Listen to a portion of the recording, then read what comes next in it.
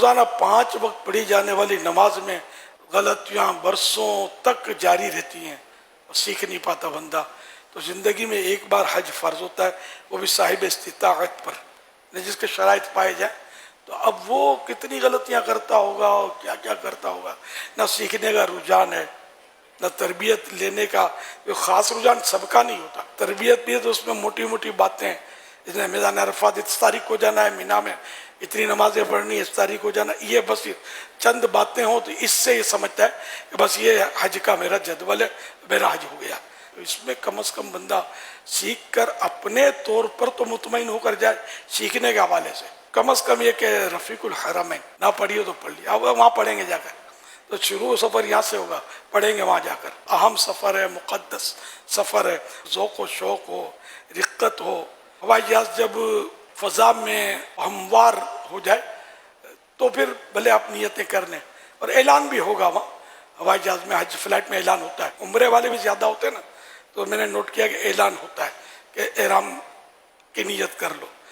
کپڑے احرام کے پہلے سے باندھنے ہوں گے، چادریں لپیٹ لو. چادریں ذرا وہ اچھی کوالٹی ہونی چاہیے کہ جو مطلب ایسی باریک باریک ہوتی ہیں کہ بعض بار رانے چمک رہی تھی، دوسرا دیکھے تو گناہگار، اور اپنی نماز بھی نہ ہو.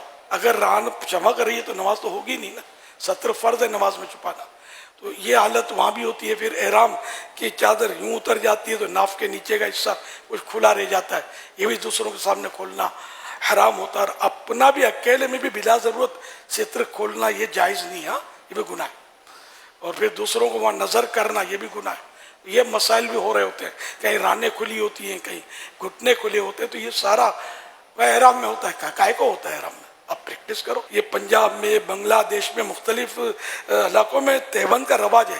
کبھی ان کے گھٹنے آپ نہیں دیکھیں گے، کبھی رانے نہیں کھلیں گے. ہم نے علماء کو دیکھا ہے، میں مفتی وقار الدین صاحب رحمۃ اللہ علیہ کو 100 بار دیکھا ہے تہبند میں. کبھی مطلب تصور بھی نہیں ہے کہ معاذ اللہ کو بے پردگی بھی ہو سکتی ہے. تو یہ کیا پریکٹس کرنی پڑے گی.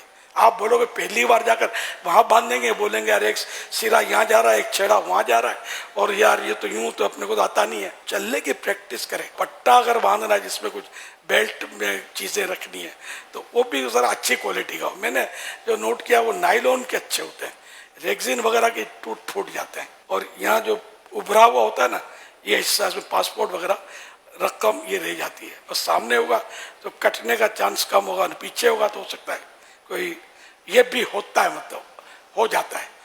اللہ پاک رحم کرے. تو وہ چور جو ہے نا ہر جگہ یہ پہنچ جاتے ہیں، معاذ اللہ پکڑے بھی جاتے ہیں. بعض اوقات طواف پہ بھی وہ گڑبڑ کر دیتے ہیں، نکال لیتے ہیں ریال وغیرہ. طواف میں یہ ہوتا ہے کہ بعض لوگ دل آزاریاں بھی کر رہے ہوتے ہیں، تو دھکا مارا کوئی نہیں مارا، اندھا ہے دیکھتا نہیں ہے، ہٹ رستہ دے.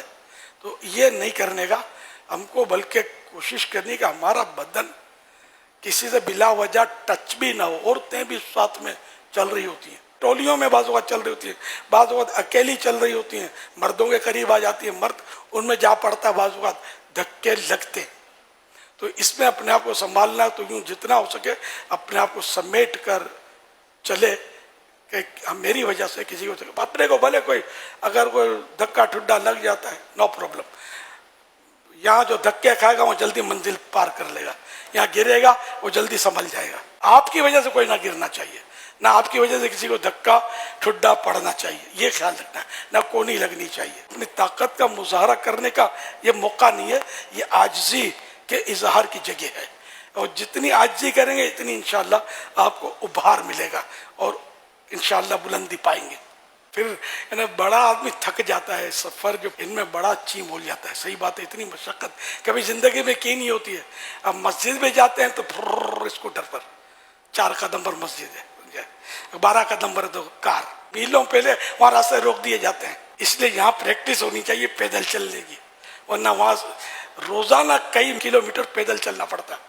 خود مسجد نبوی شریف، مسجد الحرام شریف اتنی توسیع ہو گئی ہے کہ مسجد الحرام شریف میں بھی داخل ہونے کے بعد کعبہ شریف کی طرف جانے کے لیے آپ کو چلنا پڑے گا، اور ٹائم لگے گا اس میں.